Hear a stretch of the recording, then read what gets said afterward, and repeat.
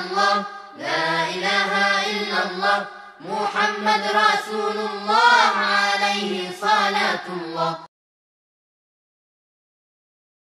Now, where we left last month was that Abdullah, the father of Rasulullah sallallahu alaihi wasallam, marries Amina, and that marriage has taken place. Now, the year when that marriage takes place, something very important happens in Makkah, yeah, and that as I said, that event brings Quraysh, the family of Rasulullah sallallahu alaihi wasallam, gives them a special, recognized in the area of Makkah and also in Hijaz. All of the Arabs come to know about Quraysh and their importance. And that event is known as the event of the elephants. What happens? The Arabs, because they had, we touched upon it last month, they had the Khana Kaaba, the Baytullah, the house of Allah subhanahu wa ta'ala. And pilgrimage used to come even before Islam from everywhere to pay their respect to their God. And then we learned also that everyone that used to come there from different parts of the world, they'd bring their own idol and they'd place them inside the building of the Kaaba and also around the Kaaba. So when people used to do tawaf, in a way, they were doing the tawaf of Allah, Lord of the heavens and the earth, but also paying respect to the idols that were inside and also around the building of the Kaaba itself. Now, whenever it happens, whenever there's something important, whether it's a person that achieves significance, whether it's an institution that's doing well, others are not happy about it. So, the Abraha, one of the kings of Habash, he says, well, that's not good. And he talks to people in Yemen, and people of Abyssinia and Yemen, they had a very good contacts, and they still have to this day. The people in Yemen who are Arabs, they still have family name as Habashi, and because they have very strong links with Abyssinia, who are black people in terms of their skin, and Arabs being white, but they still had a very good connection between each other. Now, Abraha, a Christian, decides to build a very beautiful, very well done in terms of architecture, in terms of beauty, inside a church in Yemen. And why Yemen? Because there used to be two trade trips, one going to Syria and one going to Yemen. So Yemen is already an established commercial center. So people are already, coming to Yemen. So therefore he says, well, let's build a church there. And when we build a church, people will start visiting that church, and then less people will go to Baytullah, Khana Kaaba. Yeah? So he builds a church. Now Arabs get a wind of this, that a church has been established in Yemen, and the point of that church is to actually, so that people don't come to our house, our city, Khana Kaaba, and they go to the Yemen. Now when the Arabs get wind of it, especially the family of the Quraysh, one of the Bedouins from the family of Kinana, can you see Kinana anywhere there? Yeah? Kinana is one of the main tribes of Quraysh. Now this guy says he's not happy about it, and Kinana's family is like really Bedouins. They were hot-headed family, if you like. And he goes, I'm really going to teach Abraha a lesson, and I'm going to defile the church. So he goes and defecates, he poos inside the church. Yeah? And he says, well, Abraha will get a lesson as to what we think of his church.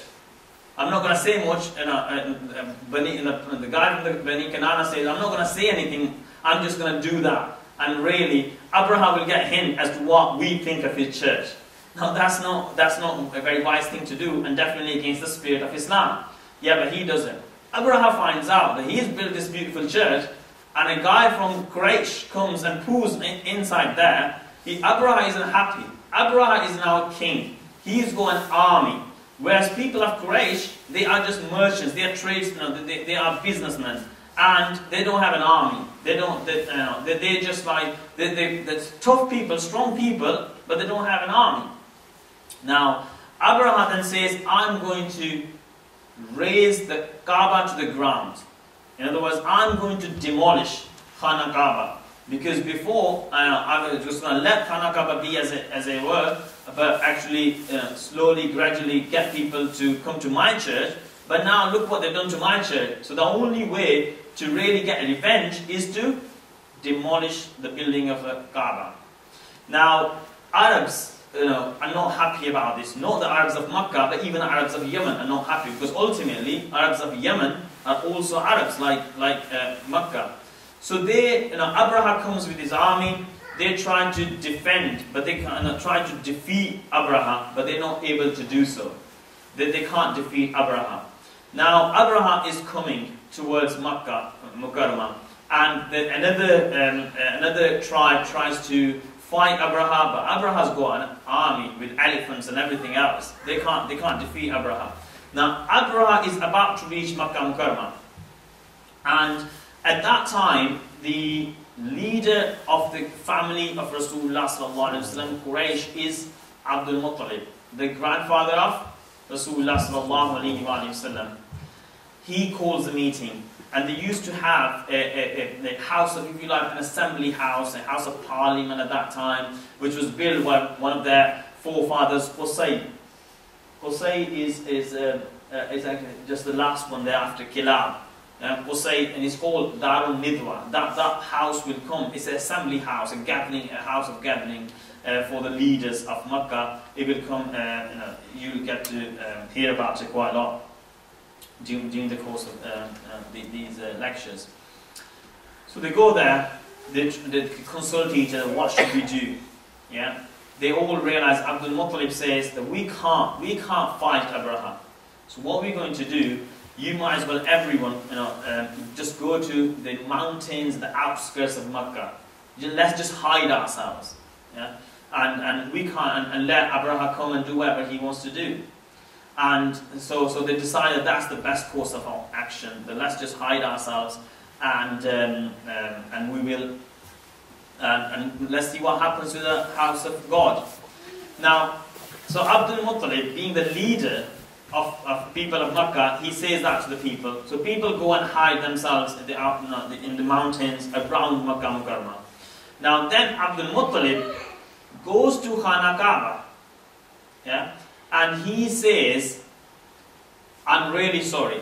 So he's holding the Galaf of Khana Kaaba, talking to Khana Kaaba, if you like, saying, "I'm really sorry. We can't defend." Talking to his Lord as well. We can't defend your house. It is your house. We leave it to you, and we know. So in a way, he's being really honest about it. But what that really goes to show that there were people before the Prophet ﷺ who believed in Allah. They were not all idol worshippers, because the history records it. Abdul Muttalib doesn't go and say to one of the idols that they had, one of the key idol that they had, sheep idol, was known as La and Uzza. He doesn't talk to them, he doesn't address them. He says, "Lord of this house, we can't defend this house, and therefore I've told my people to leave the city. Now we leave it to you." Now this is very important that we understand that in the family of Rasulullah sallallahu alaihi wasallam, there were people who believed in Allah. They are known as Hunafa. Hanif means the one who believes in one God, one Lord. So they are known as Hanif. And Hanif is a term that's mentioned in the Holy Quran, that Abraham was a Hanif. In other words, he believed in one Lord, and therefore all the people throughout the centuries that believed in one Lord, they are known as Hunafa, Hanifites, that they believe in one Lord. So Abdul Muttalib, the grandfather of Rasulullah sallallahu alaihi wasallam, clearly seems to believe in one Lord, and that's why he goes to the house and says, we can't defend your house, we leave it to you. But Abraha decides to, he sends a group of people, and they take 200 camels belonging to Abdul Muttalib. Now think about it, at that time camels like cars today. So like whether you want to think about cars like Ford or Mercedes, whatever. And obviously Abdul Muttalib was a leader at that time, so he would have best cars, best camels. They take 200 of his camels, in order to provoke Abdul Muttalib. So not only are we going to demolish the Kaaba, but as a leader, we have taken 200 of your camels. Now in those days, taking someone's property, even this day we don't like it, but in those days that was really kind of smacking you on the face. That you kind of defend your own property. So Abdul Muttalib decides to meet Abraha. Now Abraha is sitting, the king, who's going to bring the Kaaba to the ground. He's sitting on a throne. Yeah, he's come from Abyssinia, and he's got his throne, he's got his court. Now Abdul Muttalib, the grandfather of Rasulullah sallallahu alaihi wasallam, when he enters the court, when he comes to the hall, Abraha is so in awe of this stunning, beautiful Abdul Muttalib that without even thinking about it, Abraha gets off his chair. Sometimes the reaction, we're so impressed by something that without even thinking about it, sometimes we just look at it, we keep on looking at it, or our hands, we make gestures without even thinking about it. And Habashi, the people, they really notice that what's happened to our king. And not only that, then Abraha decides to actually have a chair for Abdul Muttalib. Although his intention was to degrade Abdul Muttalib, and that's why he's taken 200 of his camels. But he's so stunned, impressed by the grandfather of Rasulullah sallallahu alaihi wasallam, that he comes off his chair and actually comes and sits on level with Abdul Muttalib. Now people are really kind of surprised by that. But then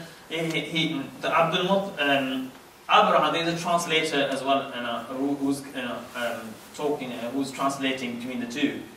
Abraha says, "What do you want?" Now what do you think Abdul Muttalib would have said?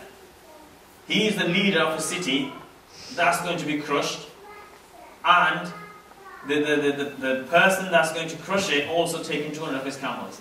As a leader, what do you think a person would have said? Abraha had a kind of had something in mind as to what Abdul Muttalib was there for, but he asked him, "What do you want?"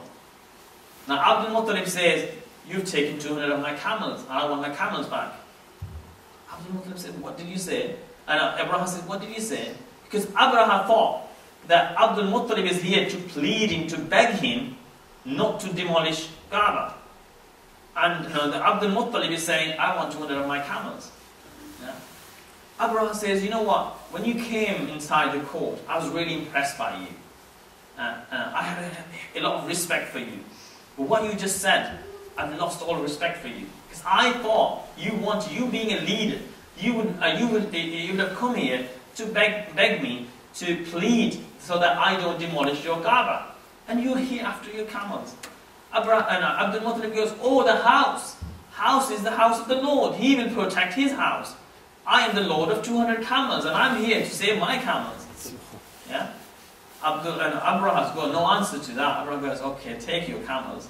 But we will see how your Lord protects your house." So Abdul Muttalib takes the camels, comes back, 200 of his camels, and comes back. Now, so Abraha then decides to fast approach Kaaba, and he's got elephants, the elephanteers at that time, and so he's got an army of elephants, and there's one big elephant that's leading all the elephants, And at that time, Arabs in their deserts, they were used to fighting on horses and on camels. Elephants is something new to them, and elephants are big elephants, yeah. And they're partly to scare the Arabs.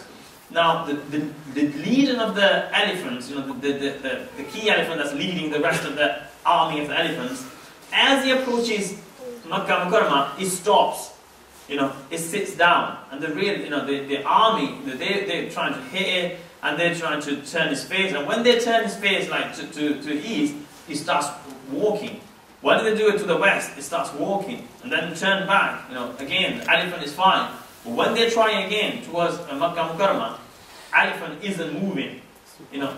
Now usually they say that if you try different things, yeah, and it's still not happening, you should, you know, if you're a wise person, you'll get a hint that perhaps it's not right for me to do.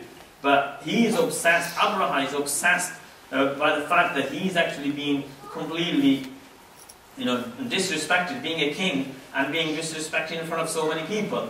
So that they really hit the elephant, they make it move. Allah subhanahu wa ta'ala, the way Allah subhanahu wa ta'ala does it, He just gives hints. He doesn't physically stop people doing anything. You know, even in our lives, and even as individuals and as communities, Allah subhanahu wa ta'ala lets it happen. You know, he gives us hints and He lets it happen. So Abraha is happy now that elephant is moving.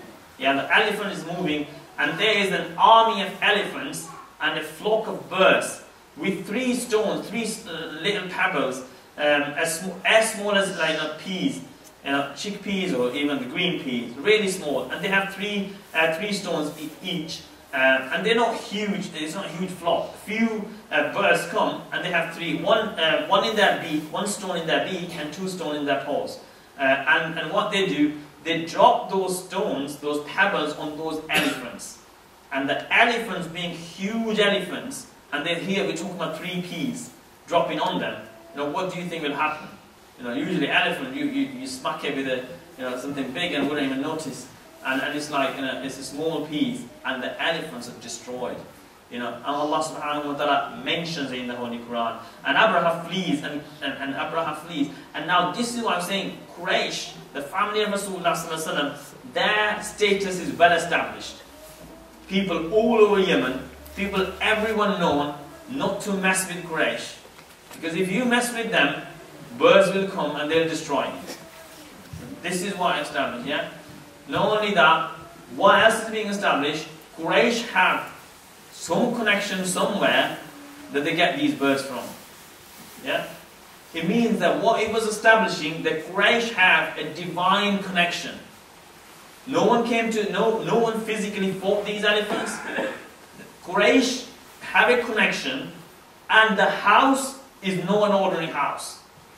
The Baytullah, the Khana Kaaba, the Arabs all over, Arabs, when you talk about it, means all the way from Yemen to Iraq, wherever the Arabs were, is all, the news spread that this house is no an ordinary house, and the Quraysh are no ordinary people. Yeah? And that is the key thing that's established with that incident.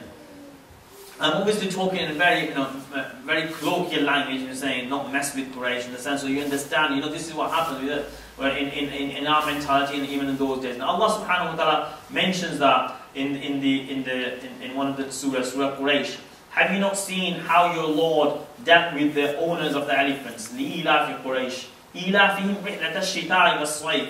Did He not bring their staggering to nothing? In other words, they had a huge army, but it came to nothing. And sent against them swarms of flying creatures, which pelted them with stones of baked clay. And like, what happened to them? Like these elephants, Allah subhanahu wa ta'ala is saying, what happened? They became like green crops, devoured by cattle. In other words, like they completely they're completely destroyed. Now this is so that year is very important. And before, even to this day, not long ago, even in Pakistan, people couldn't remember when people were born. It was like 1st of January 1970. It was like that. Something happened, something big happened in that year, and they remember it by that year. It still is the case in Mauritania, in some of the deserts. People don't know. People don't have, they don't have digital watches. Now people have like iPhone watches, in terms of to find out the time. People still in this world, they don't have any notice, they don't need to take a note of the time. So this is what used to happen in those days. But because the Prophet ﷺ was going to be born in that year, Arabs were going to remember, and history was going to start from that year. And therefore something greater happens. People remember it, by that year. And that's what happens. So in that year, that the Prophet ﷺ blessed birth of Prophet ﷺ takes place. And who is he born to? He's born to Amina radiallahu ta'ala anha and Abdullah. Abdullah, we mentioned that he passed away. He went to Medina Munawwara, and he passed away when Amina was 2 months pregnant. So in other words, long before the Prophet ﷺ birth passed away. Now again, some people say whether the Prophet ﷺ family was a Muslim family, if you like, or whether they believed in one God. There's sometimes people still say, unfortunately, it's the wrong belief, saying that actually the whole of people of Arabs, the whole of Arabia, they worshipped idols, and therefore the parents of Prophet ﷺ also worshipped idols. Now, if we look at I mentioned the incident of the Abdul Muttalib, the grandfather, going to the Kaaba and saying, "Oh, Lord, this is your house, you protect it." Now, the name of the father of Rasulullah ﷺ, what's the name? Abdullah. What does Abdullah mean? Slave of Allah. Now, Abdul Muttalib is naming his son, and he's saying slave of Allah. That if you don't think about anything else, in Abdul Muttalib's mind, there is definitely one Allah. And that's why you're saying a slave of Allah. Otherwise, why not slave of some other idol?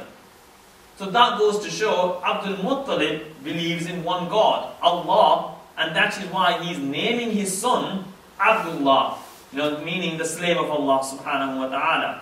Amina, radiallahu ta'ala, again the mother of Rasulullah, her name is Amina. Amina means the one who gives protection, the one who gives aman, if you like, the one who gives peace, the one who brings peace. If you give peace, then that means you're bringing peace. And Amina radiallahu ta'ala, she is going to bring peace to this world by giving birth to Rasulullah sallallahu alayhi wa sallam. So even that their name indicate that they believed in one God before the birth of, before Islam, if you like. They still believed in one God. Now, miracles take place around the birth of Rasulullah sallallahu alayhi wa sallam. Some of the key miracles that take place is that, firstly, Amina radiallahu anha, her pregnancy wasn't like normal pregnancy. She didn't feel anything. She didn't feel any pain. She wasn't tired. She was nothing. Rather, she felt light. She felt a lot. She felt like she was, if I may use the term, if you're like so light, as if you're flying, there's something about you that you're so happy and joyous that you kind of, your feet are not on the ground. She felt like that because of the Prophet sallallahu alayhi wa sallam. And also, miracles before, some of the miracles that some prophets, or Maryam radiallahu ta'ala anha, the mother of Jesus Christ, peace be upon him, she would come in the dreams. And Havva, the wife of Adam, peace be upon him, the first lady, she would come in the dreams and say that you are going to have a Sayyid, you're going to have a leader of people. So that's she's seeing in her dreams. And even at the time of the blessed birth, the Amina radiallahu ta'ala, you can imagine how painful the actual delivery is. But Amina radiallahu ta'ala, actually she feels the light coming out of her, and in that light, or she feels around that time there's a light, and in that light she's able to see lots of things. Now usually, obviously, if the room is dark, you can't even see what's beyond that wall. And you can't even see what's inside the room. And she is able to see lots of things up to the point of Syria.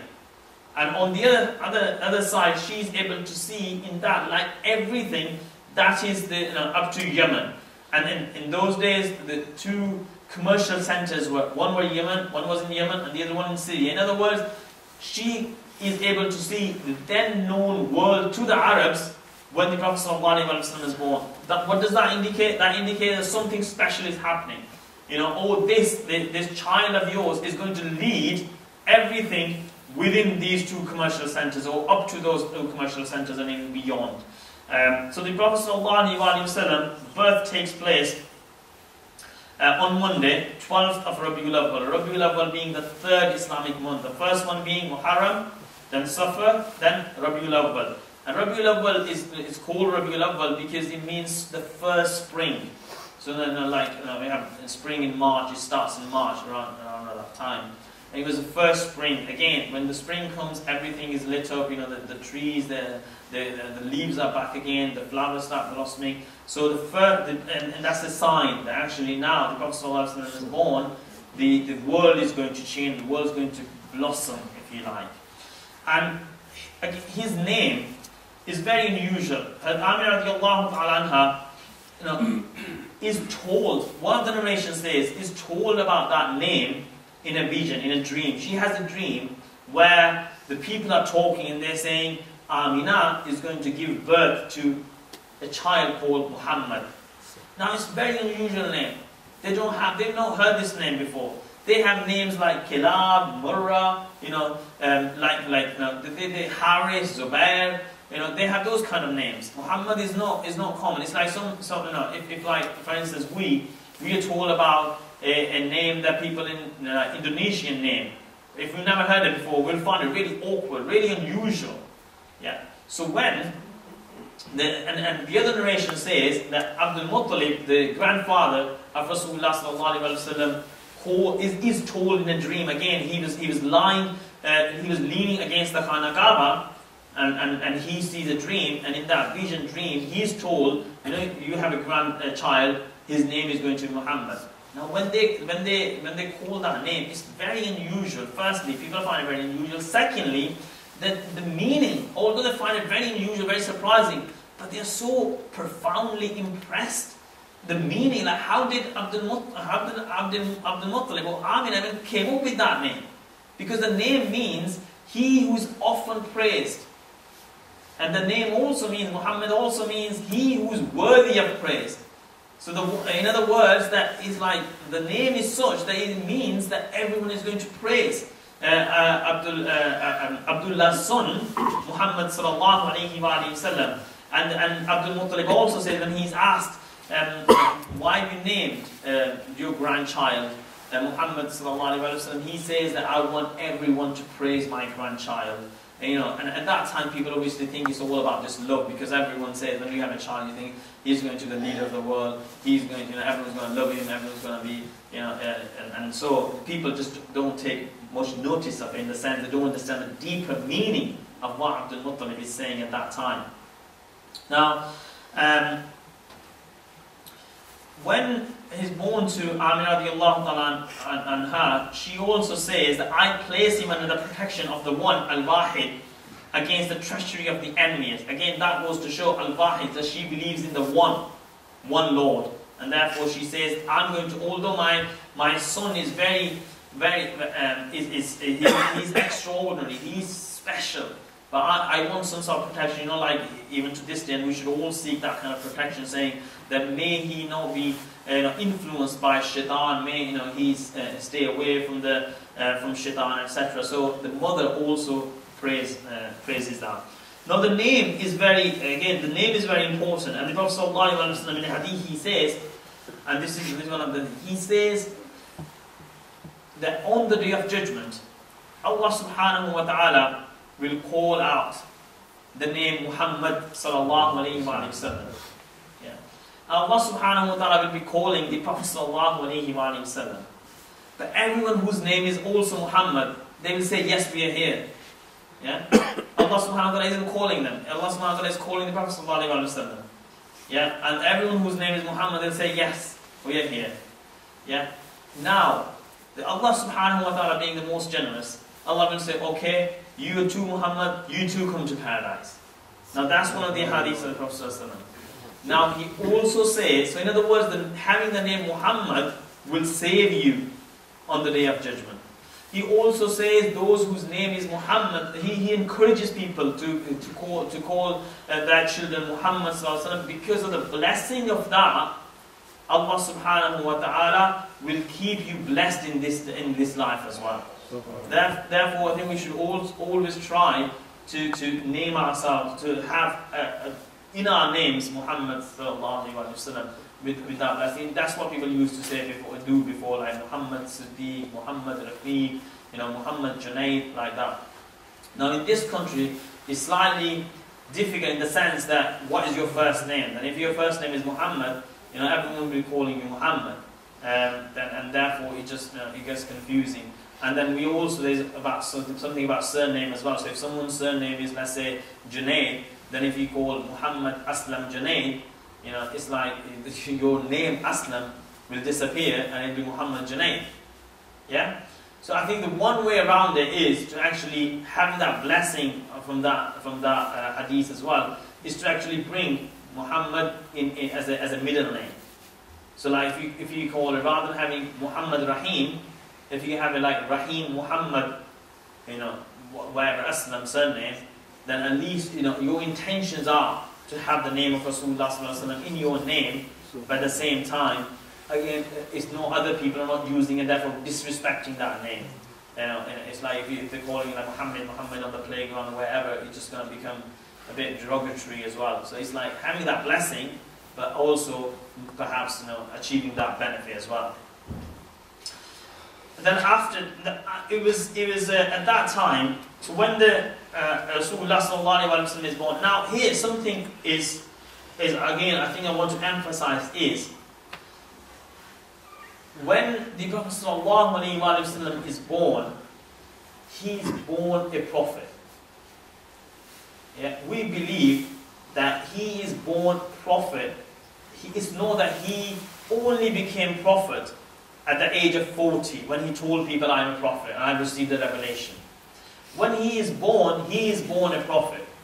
And because there are many arguments that I can in terms of mention. For instance, when someone is genius, when someone's got talent, they're born with that talent.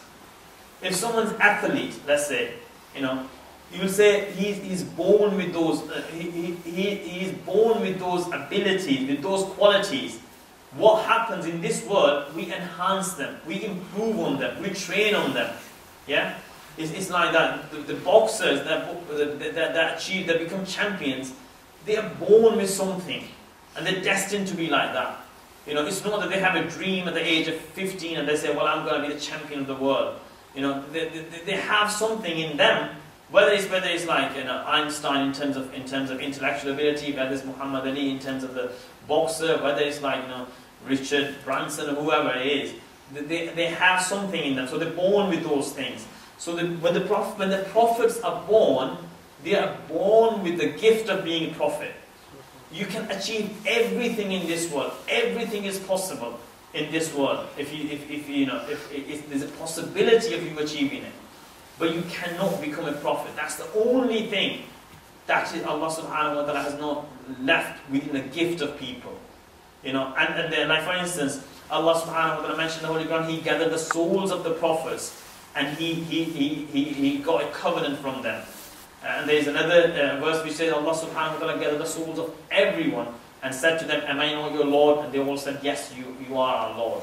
Now obviously even at that time, we call it Alam Arwah, that actually the world of the souls. Even in even that time, the souls of the prophets were separated, and that is why Allah subhanahu wa ta'ala says that we got a promise with the souls of the prophets.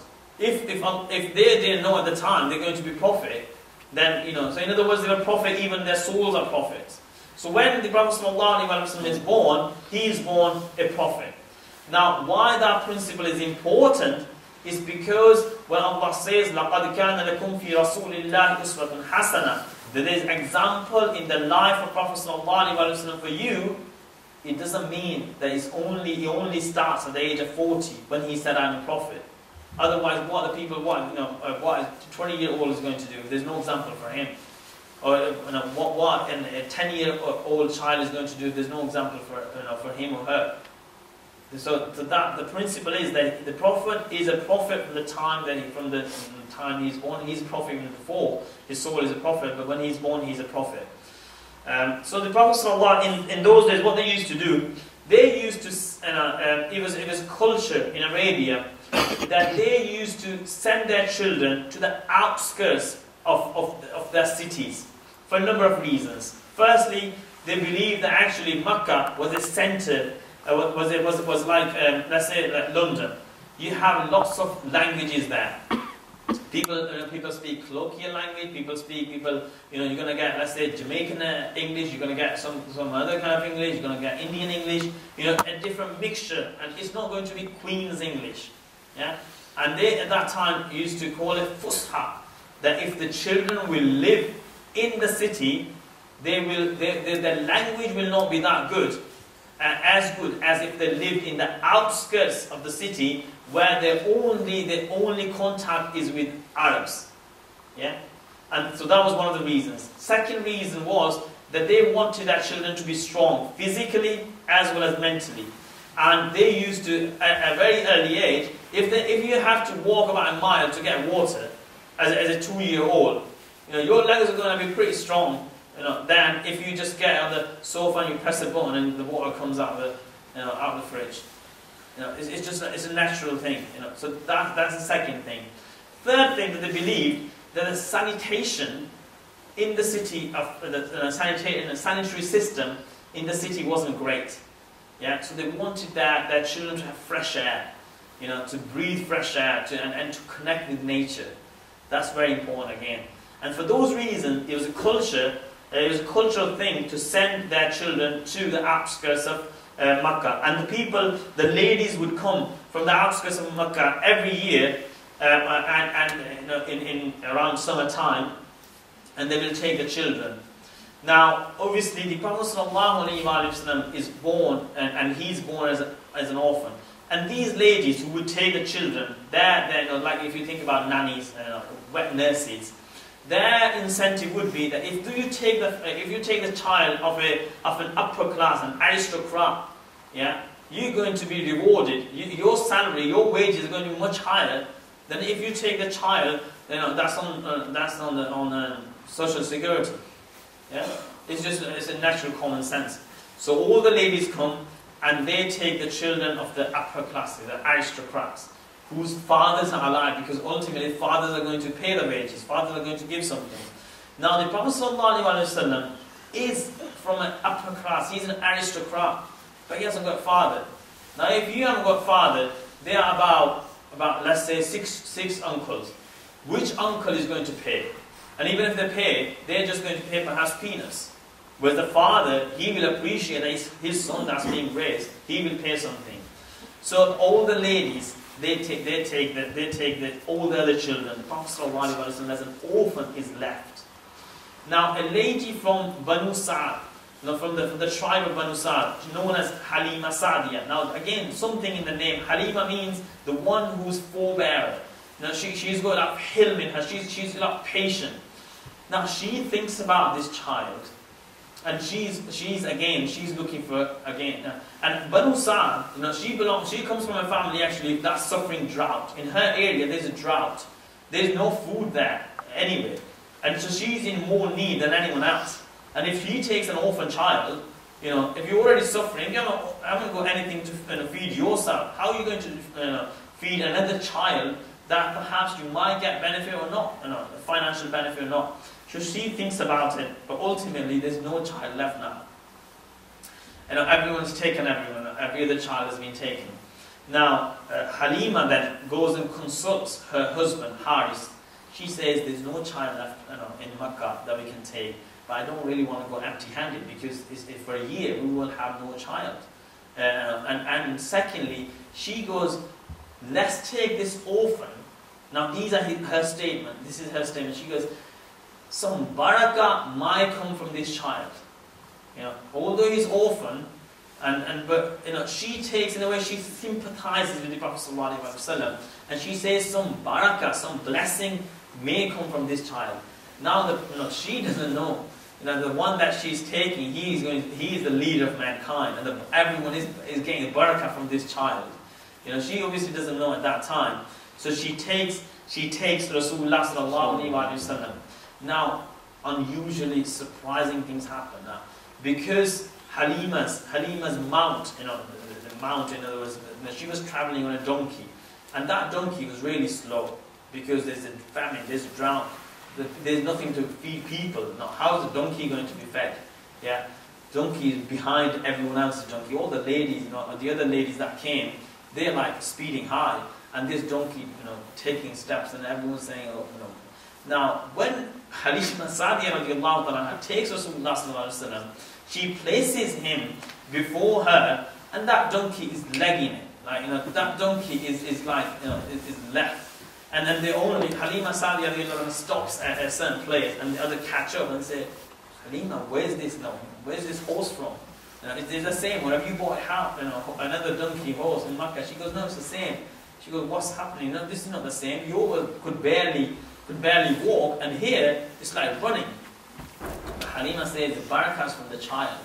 Yeah. And then also other thing, Halima Sa'diyah, because she can't feed herself, and because she can't feed herself, the milk supply in her is limited. Yeah, so much so because she had her own child, and he doesn't get much. And when Rasulullah sallallahu alaihi wasallam, she has it, actually milk is overflowing. And so all of these, these miracles taking place around Halima Sa'diyah radiallahu anha, and she can see, but she doesn't know. In other words, she can see that something is about this child, that this is happening to me, but it's like something is about this child that's happening to me, but she can't really pinpoint. But actually, I think before we go to Halima Sa'diyah radiallahu anha, I just wanted to also touch upon some of the ceremonies that take place. One of the ceremonies that takes place is that Abdul Muttalib, the grandfather, he wants him to be praised in the heavens and praised by men on earth. So on the 7th day, Abdul Muttalib, and again this Aqiqah comes from that, he sacrifices a lot of animals and feeds all the people in that area in Makkah. And again, that goes to show that he's so overjoyed that Abdullah, his son, his really beloved son, he's going to have a son, and Abdullah's name is going to be remembered. And therefore, if Abdullah's name is going to be remembered, Abdul Muttalib's name is going to be remembered. Yeah? And we are here on the 4th of November 2012, after hundreds of years, still remembering Abdul Muttalib and Abdullah radiallahu ta'ala. Yeah? Family is overjoyed. Abu Lahab, who's one of the uncles of Rasulullah sallallahu alaihi wasallam. Abu Lahab is at that time, flamboyant. He's like a man about town. Abu Lahab, Lahab means basically fire.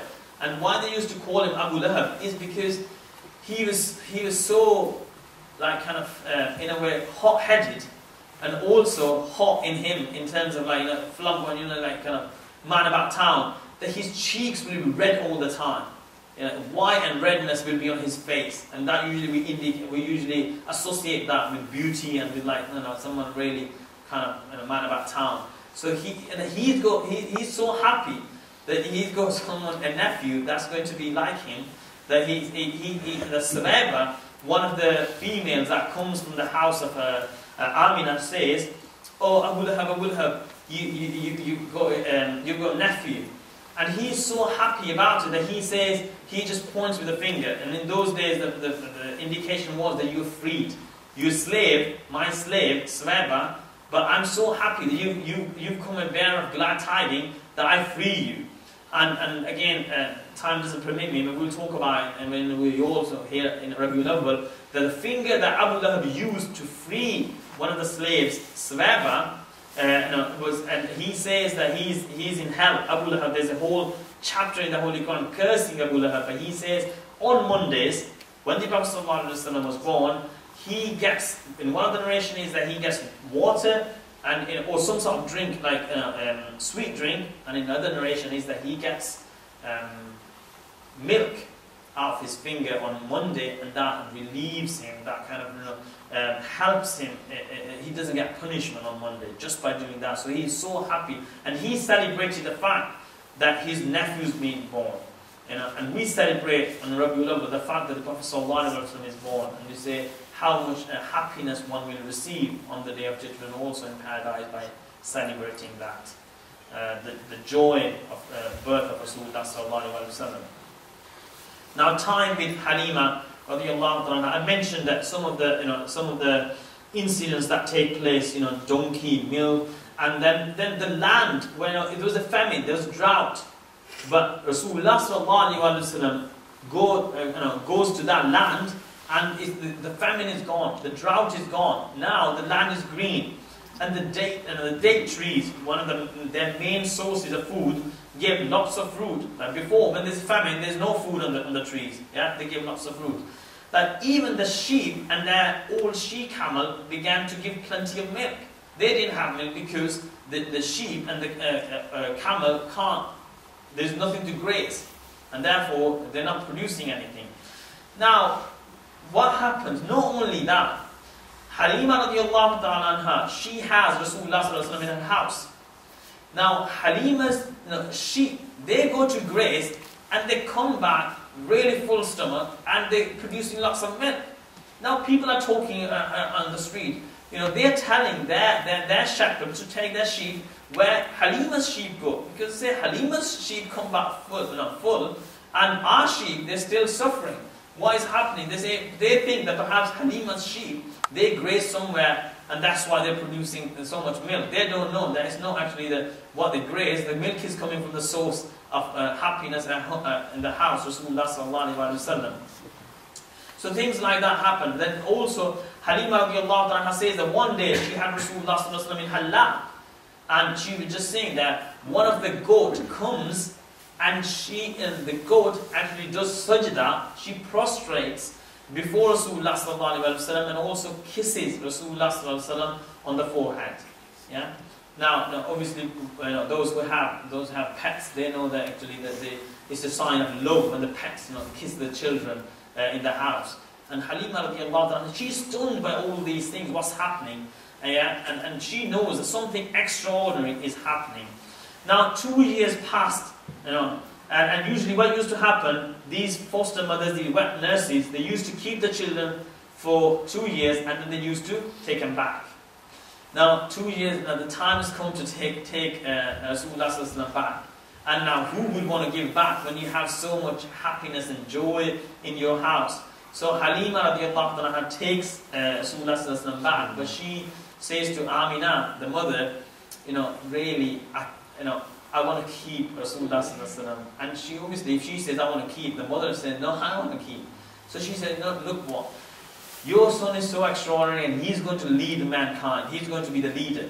Therefore, he needs to spend more time in the green area so that he becomes stronger. And his fusha, his language is great and all that. So she kind of, spins it, tries to convince Amina radiallahu ta'ala. And Amina radiallahu ta'ala can see actually, yeah, there's a point there. And even not wanting, Amina radiallahu ta'ala says, okay, you take it. So Halima radiallahu ta'ala manages to take Rasulullah sallallahu alaihi wasallam for some more time. Now, what happens, and again, there's a happy family, they're living there. These are the infant's early days of Rasulullah sallallahu alaihi wasallam. Then something extraordinary happens. The foster brother, in other words, the son of Halima radiallahu ta'ala, he comes back running. Now saying, what happened, Muhammad? The two men in white, and they've cut the chest of Muhammad, and they've taken something out, and there's eyes there, and they've put something from the meat from the body in that bowl of ice, and something is happening. Now Halima radiallahu anha, she's lost the ground. She's thinking, firstly, Muhammad is even dearer to her than her own children. Then she's brought Muhammad sallallahu alaihi wasallam from Amina. What is she going to say to Amina? She goes running to this place. And at that time, the Prophet sallallahu alaihi wasallam, his face is pale, is yellow, but actually those white men have disappeared.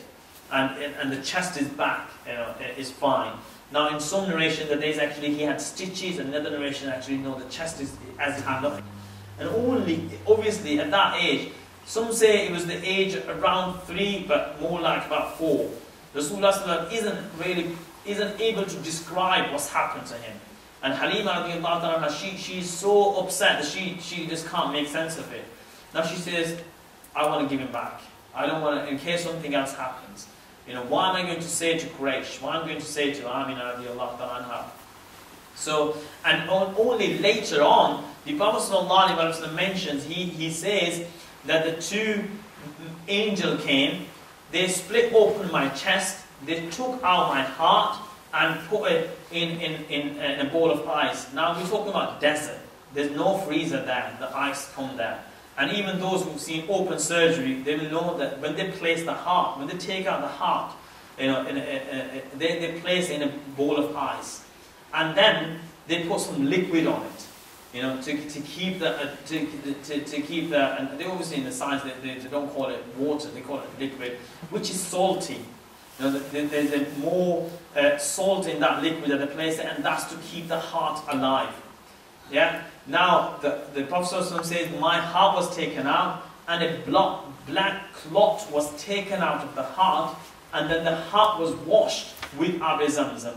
Now Abi Zamzam now is kind of a calm down, it's not as salty, but before it used to be a lot salty. It was known as malih, salty. It was used to be salty water, Abi Zamzam, and even 30 years ago it was more salty than it is now. And the reason again, so Abi Zamzam is being washed with Abi Zamzam, and Abi Zamzam has got a lot of salt in it.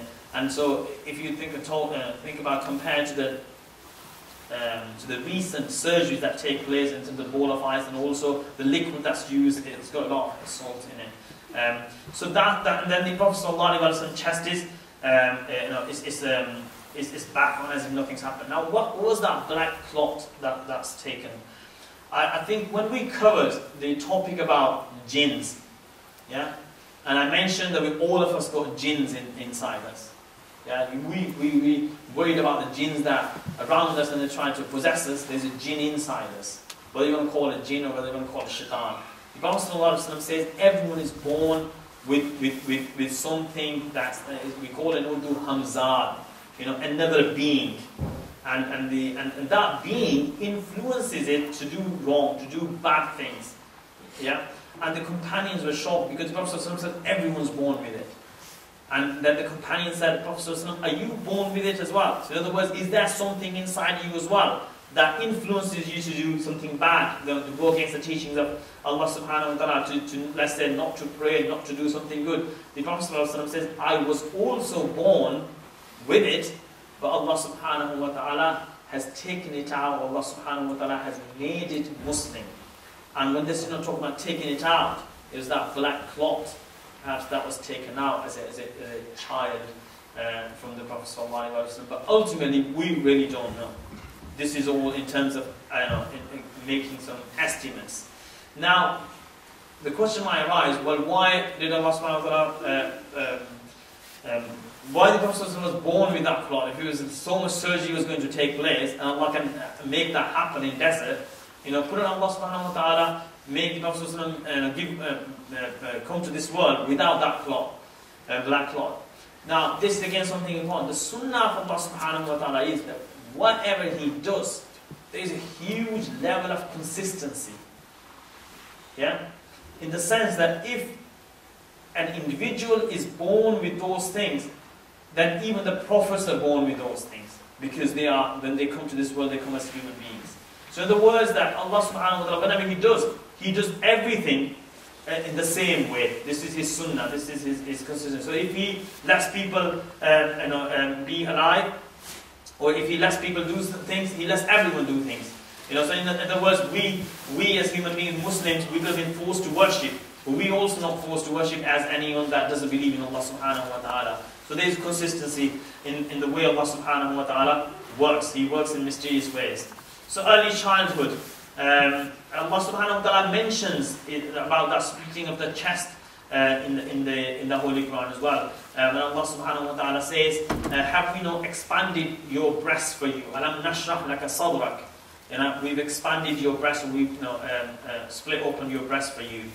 Halima radiallahu ta'ala is very worried. She brings back Rasulullah sallallahu alaihi wasallam straight away, and then she says, here is Rasulullah sallallahu alaihi wasallam, Muhammad sallallahu alaihi wasallam. Amina says, what's happened? Why you brought the box so quickly? She goes, oh, nothing really happened. We just thought that you should have it. Amina says, no, it's not like that. You've been so kind now. You're so insistent. You persuaded him to take him. Something's happened. Reluctantly. Now, Halima is worried that Amina is going to really, is going to be upset that, look, you took my child and look at what you've done, etc. You can just imagine, yeah. When Halima tells the whole story, Amina says, oh, don't worry about it. He's extraordinary child. He's special, yeah. And because then Amina tells all the things that happened during pregnancy and even after that, and that kind of says, I believe in my child, he's special, and therefore, oh, don't worry about it. So Halima's really believed that, because she thought something really bad was going to happen. Now the Prophet ﷺ lives with his blessed mother for 2 years, yeah, until he reaches the age of 6. Now, the Prophet was about 6 years old at this age. The aim of today's session was to cover up to the age of 40, when the revelation comes, and we only managed to cover in an hour. He only got to the age of 6. Now, I also said, because people said that we should also do something in Urdu as well. So I said we will have a session from 6 to 7 in English, and then from 7 till maybe 20 past, quarter past in Urdu, and then you'll have pizzas. The reason why they said you would want to have pizzas before namaz is because you might disappear after namaz. So we're really keen to feed you pizzas as well. So now I've got dilemma in terms of, now either we do it Urdu from now to the next 20 minutes, or we carry on till 7:30 till Isha, and then you have pizzas after Isha till around 7:45. Now the ball is in your court, whatever you think. Urdu में बात करें या English में जारी रखें? Sorry? English. Carry on as it is. Carry on as it is. Right. Shall we carry on till 20 past, or till 1/2 and then, well, it's not going to be 20 past, it's going to be 1/4, and it's 5 past already. And then you have pizzas, or you're going to have pizzas after namaz. Now that's the difficult one. It was easy saying English, yeah? Now it really hits the heart. What do we think? After namaz. After namaz. Yeah. It's an incentive to stay. Yeah, well, just eat and go. Where's the pizza man? Does he know it? Let the pizza man know, please. Who's mashallah, he's not, may Allah bless him, he's doing a fantastic job in terms of ordering pizza for you. Right, so the Prophet ﷺ is at the age of around 6.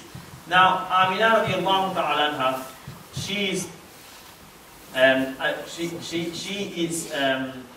she always wanted to go to Medina. Why did she want to go to Medina? Is she from Medina? She is not originally from Medina. She is from Makkah. She wanted to go to Medina because the Prophet's father, her beloved husband, he passed away in Medina, and he was buried in Medina.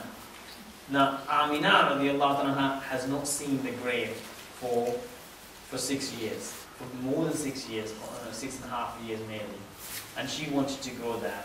Yeah, and so she said she went to seek the permission of Abdul Muttalib, the grandfather of Rasulullah saying, I want to go to Medina, I want to take Muhammad with me. Now the grandfather, he's saying, those days it wasn't, let's get on a plane and go to Medina. There's going to be a long journey, and there's no male accompanying them. He's a young child. So Abdul Muttalib is really worried. He's first worried about about Amina, he's worried about Rasulullah and the fact that there's no male to go with them. Yeah? But he respects the wish of Amina. She wanted to go for a reason, and that was to see the grave of her husband. And so there's a caravan of 3 people. Amina, the mother, Rasulullah as a child, young child about 6 years, even 5.5, and a servant, lady servant called Baraka. It's very, very interesting. Her name was Baraka, and she's a black lady. She's from Habasha, yeah, Abyssinia, and these 3 are going to Medina. Now we mentioned Rasulullah sallallahu alaihi wasallam's own cousins are in Medina, and how are they? Last week we talked about it, that the great-grandfather of Rasulullah sallallahu alaihi wasallam, Hashim, he married Salma in Medina. Yeah. So and Salma stayed in Medina, and Hashim's son is Abdul Muttalib. Abdul Muttalib's son is Abdullah. Abdullah's son is Prophet sallallahu alaihi wasallam. Yeah. So great-grandfather Hashim. So they are some cousins of Rasulullah sallallahu alaihi wasallam in Medina. And so that there is already a link. And again, this is divine. In terms of before Rasulullah sallallahu alaihi wasallam goes to Medina, there's already a link in the fact that his father is buried there, the fact that already some of his cousins are there, and some of the people are there. So Rasulullah sallallahu alaihi wasallam goes to Medina, they stay there, they have a good time there. And the Prophet sallallahu alaihi wasallam, as a young child, plays with the peers, you know, with his cousins and also with people, and he takes part in some sports. The Prophet sallallahu alaihi wasallam learns to swim and to fly a kite. So flying a kite goes a long way back. Yeah, it's always been an ambition of the people to get on go in the sky. So what does that show? Now we said prophet is a prophet from the moment he is born, and he is learning to swim, and he is learning to fly a kite. In other words, that there are activities as a child. We should take part in those activities. It is part of the personal and physical development of the children. Sometimes what happens is a 40-year person tries to assess a 10-year-old child, and wants the 10-year-old child to be like 40-year-old person. It never happens. And so the Prophet ﷺ also learned archery. He learned to pick up a sword. Have you ever picked up a sword? Yeah? Someone don't know who said yeah. I picked up a sword, and you can't just pick it up. You have to have a strength, and that's just picking it up. Fighting is a different story. So it's like it's an issue. So the Prophet ﷺ said that goes to show. Again, I think highlighting that. But now so that's important. As children, we learn these things. But what's also important that we have, we give attention to everything that's necessary. Now, I said to a father, you used to see your children, don't really see them now. What's happening? He goes, oh, I've got so much. They've got swimming class, they've got cricket, they've got this, and they've got that. Yeah, so that means it's like that part of life, sports is overtaken, perhaps coming to the mosque and doing other things. And this is the balance that we need to strike between the two. Also now, because of digital age, now everyone's staying home, watch CBBS and all sorts of other things, and iPods, and kids are more into iPhones than even the adults. And it's because it's now all about one finger, rather than actually physically getting active and and that perhaps requires parents to take part in the children's activities and doing things together, so that there's that bond that's built between the parents and children. And it's again important that it is coming from Rasulullah's example. And that's always the best example. If Allah subhanahu wa ta'ala didn't want us to take part in any of the sports activities, the Prophet would not have learned to swim, would not have taken part in any of the sports activities. As a child, he didn't do things which were not permitted in Islam. Because he was Muslim, he was a prophet, even as a young child. What happens, Amina, his mother, she gets ill. Now, Medina was known as Yathrib. Yathrib was literally meant a place of fever. Effectively, if you were from outside Medina, if you went there, you caught something. And that was one of the reasons why Abdul Muttalib didn't want them to go as well. Yeah? If you were living actually in Yathrib, then you were fine, because you are more acclimatized. But if you're from outside, you're going to get fever and something happens. It's also divine. And Amina radiallahu ta'ala anha, she gets ill, but they still carry, they still say, well, so when you get ill, so the issue is now we can't stay here, we need to go. So they try to go to Makkah. Makkah is far away. Yeah? On the way, and again, it's just 3 people. Rasulullah sallallahu alaihi wasallam, Amina radiallahu ta'ala, and who else? Baraka, the servant lady. Amina radiallahu ta'ala passes away due to illness at Abwa, a place called Abwa. Now you can imagine, they just Baraka and Rasulullah sallallahu alaihi wasallam. Rasulullah sallallahu alaihi wasallam is 6 years old. He is so close to his mother, and in the middle of the desert. Yeah, there is no one, just Baraka and Rasulullah sallallahu alaihi wasallam. He's already lost his father. Will he even make it to Makkah?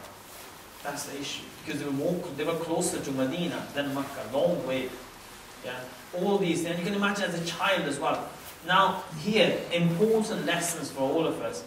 he is going to be, we say he's the beloved of Allah subhanahu wa ta'ala. Yeah? And if you think, you know, when bad things happen to us, we say, why me? Yeah? I pray this, I do that, I don't do bad, I don't smoke, I don't drink, I don't do this, and still happening to me. You know, it's why me. It's all about us, you know.